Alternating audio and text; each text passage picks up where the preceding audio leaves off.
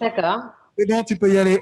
Salut tout le monde. Écoutez, je suis ravie d'être là aussi finalement à distance. Je voulais d'abord vous dire que j'espère avoir raté aussi peu que possible de cette journée.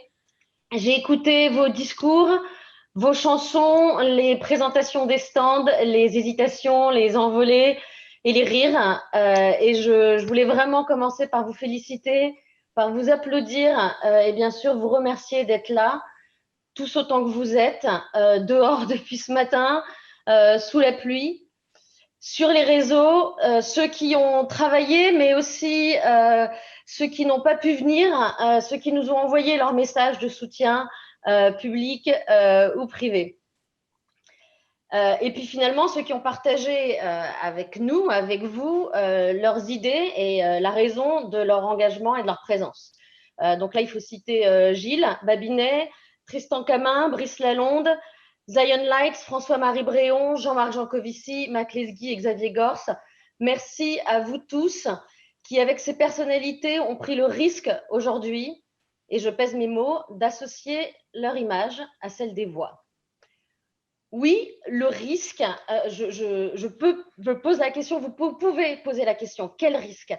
Après tout, regardez-nous, nous sommes une bande plutôt joyeuse, plutôt hétéroclite, plutôt amateur. Nous plongeons dans le débat la tête la première avant d'avoir appris à nager, avec enthousiasme, mais surtout avec conviction. Cette conviction, comme vous avez peut-être l'occasion de vous en rendre compte, en tout cas je l'espère en échangeant avec les gens autour de vous, elle n'est pas idéologique, elle est renseignée. Le risque, parce que nous nous battons pour la reconnaissance du nucléaire dans son rôle pour la transition énergétique. Le nucléaire, dont l'image est plus mauvaise que peu de choses avant lui. Une image désastreuse même, aussi désastreuse qu'elle est fausse et infondée. C'est cette image, une image, rien de plus, facilement contredite par les faits, par la démonstration qui est faite tous les jours, depuis des décennies, partout dans le monde, que cette source d'énergie marche, qu'elle remplit les objectifs qu'on lui donne et qu'on attend d'elle, d'apporter de l'électricité décarbonée, fiable, abordable, avec une faible empreinte environnementale à tous ceux qui en ont besoin, sans juger des usages qu'ils vont en faire, sans impacter la vie, le bien-être, la dignité de ceux qui sont autour.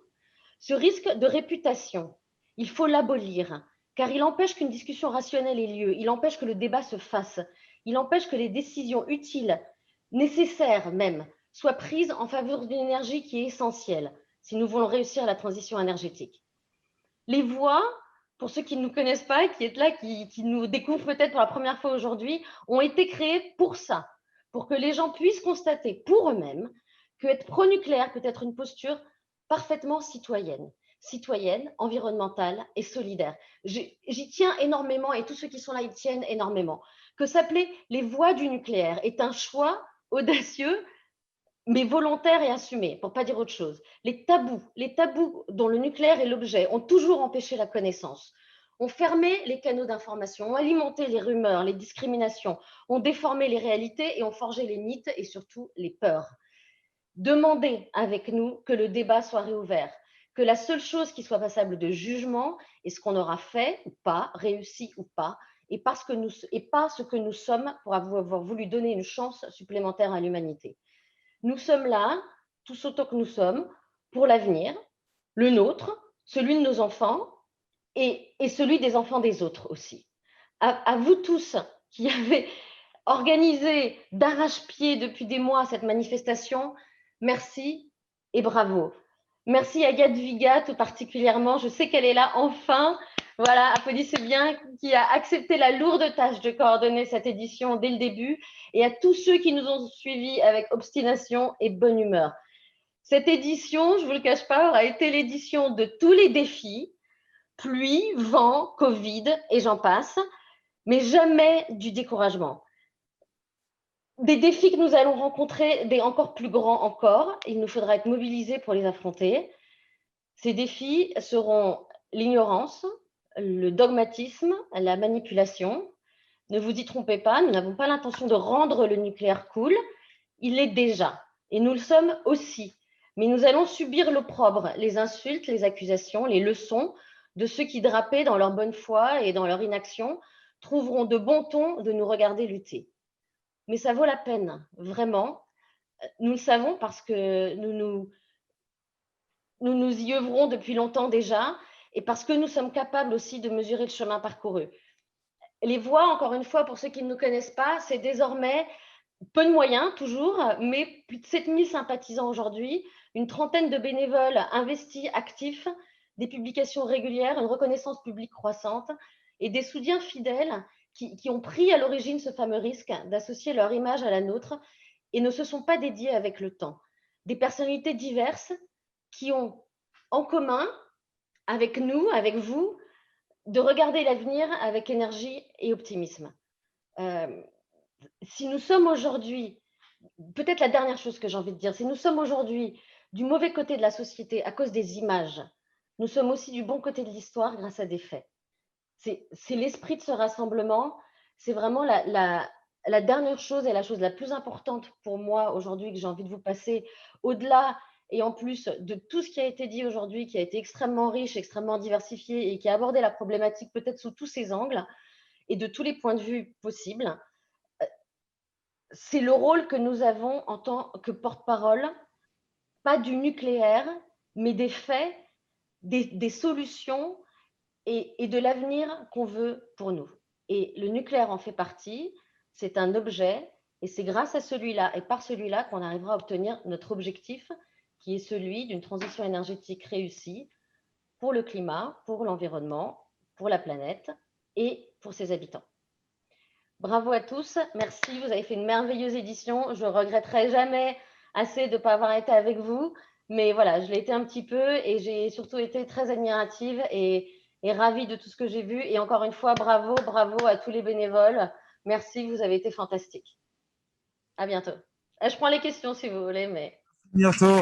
Ouais, tu restes avec nous là. Hein. Maintenant que tu es là, on ne te lâche plus. Hein. Je ne vous ai jamais quitté.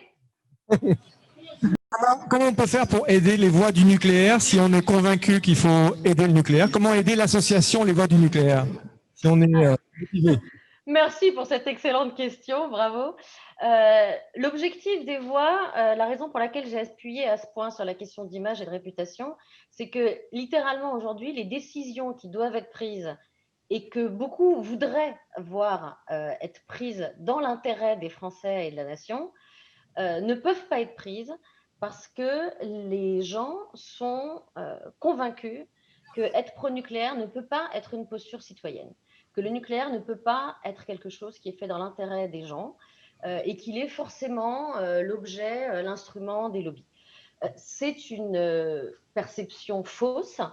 Avant tout, et en tout cas je pense qu'on peut le dire assez facilement en France, le nucléaire est ce qu'il est parce que c'est un service public. Il a été pensé comme un service public, il a été structuré, organisé et centralisé comme le sont les services publics.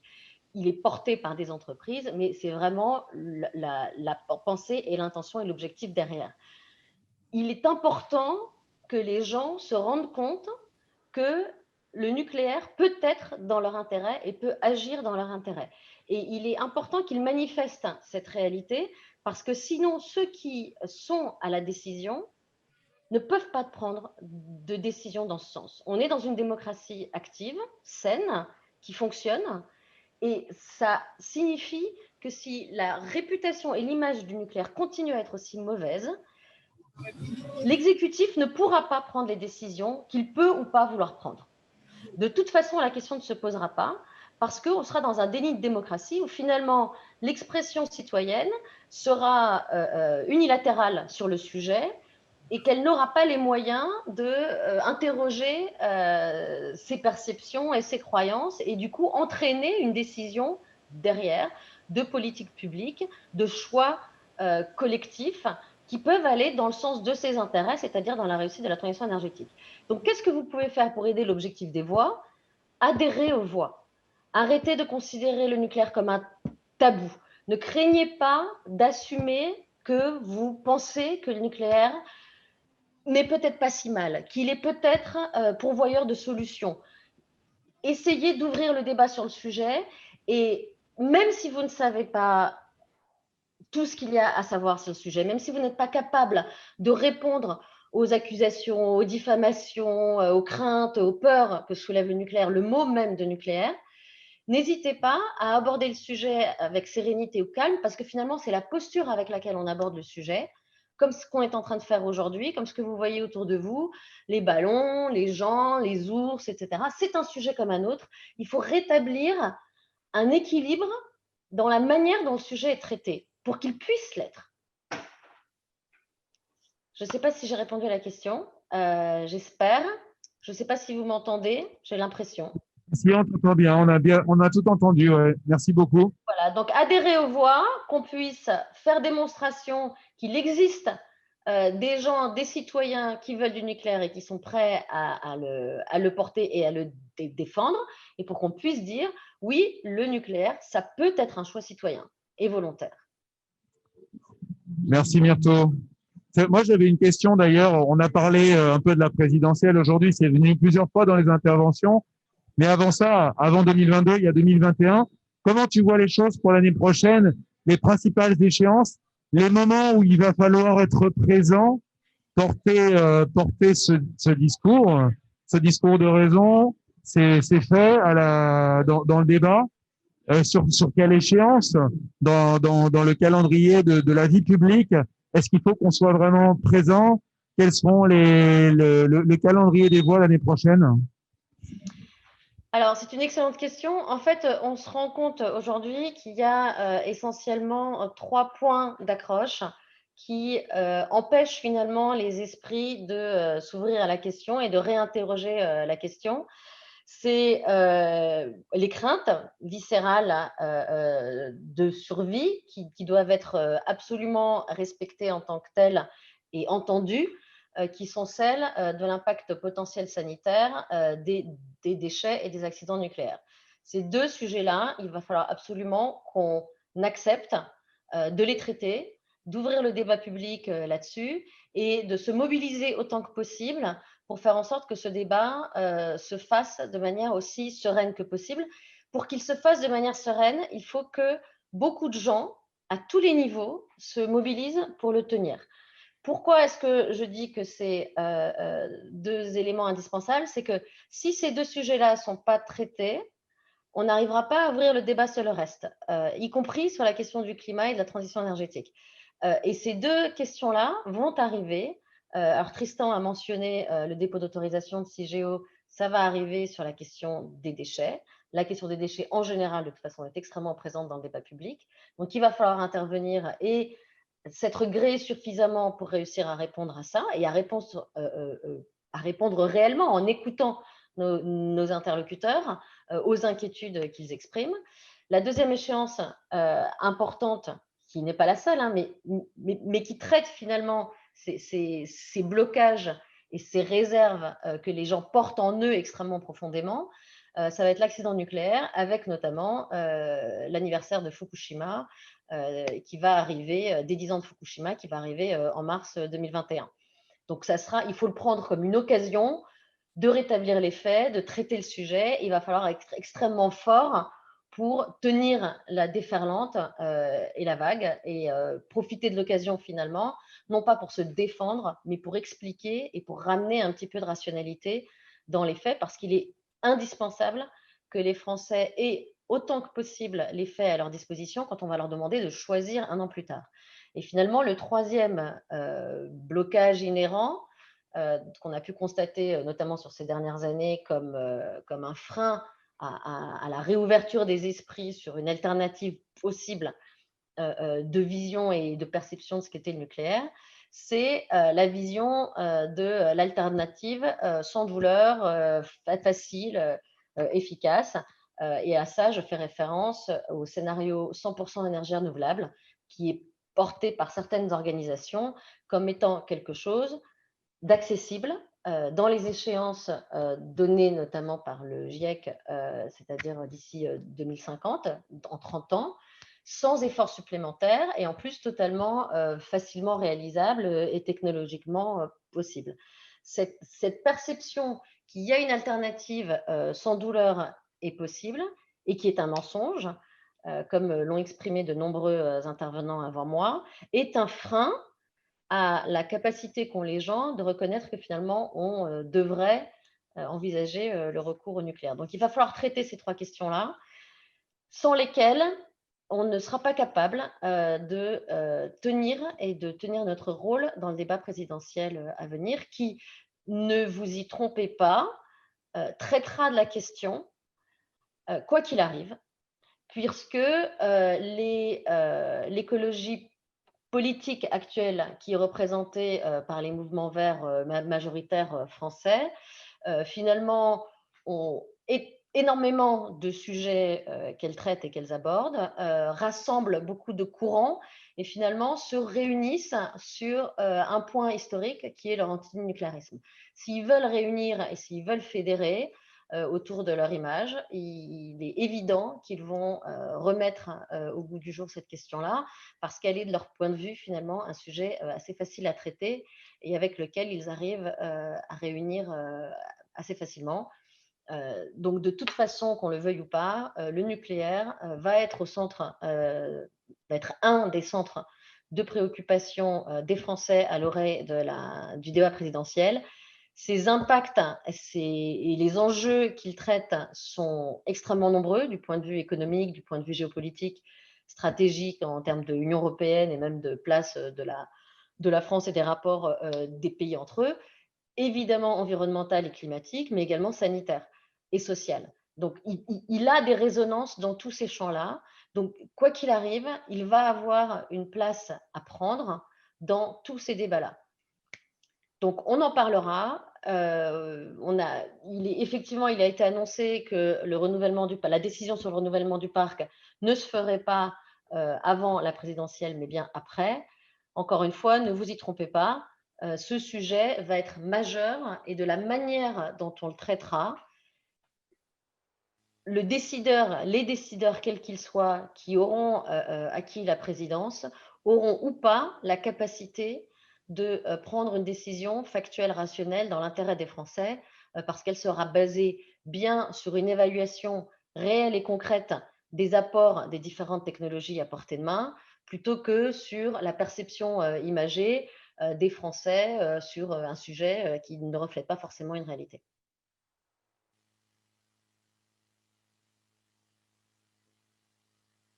Merci bien. Merci Myrto. Alors, j'ai peut-être un tout petit complément quand même, excuse-moi, sur cette question qui est importante. La preuve, je m'y attache longuement. Non, une petite précision quand même, c'est que donc j'ai dit que le nucléaire allait être un sujet important. Il est indispensable que ceux qui connaissent le nucléaire, qui ont la capacité à en parler, notamment parce qu'ils le font, parce qu'ils en sont les acteurs, parce qu'ils traitent le sujet au nom de la société et pour la société, il est indispensable que ces gens-là s'expriment. Il est aussi indispensable que nous, Voix du nucléaire, et les quelques autres, malheureusement trop rares, associations de la société civile pro-nucléaire française, s'expriment et se gréent pour être capables de s'exprimer à la hauteur des associations qui expriment une position antinucléaire. La vision société civile, la vision citoyenne pro-nucléaire est beaucoup trop rare, a beaucoup trop peu de moyens et encore beaucoup trop inaudible pour être capable de rééquilibrer le débat. Il ne s'agit pas de remporter le débat, on n'est pas dans une bataille puisqu'on cherche à trouver des points de réunion et des points de rassemblement avec les gens et pas de s'opposer à eux. Mais pour l'instant, le rapport de force est bien trop déséquilibré entre ceux qui expriment une position très radicalement contre et ceux qui essayent de faire entendre une position vaguement pour qu'il puisse y avoir un débat intelligible et rationnel.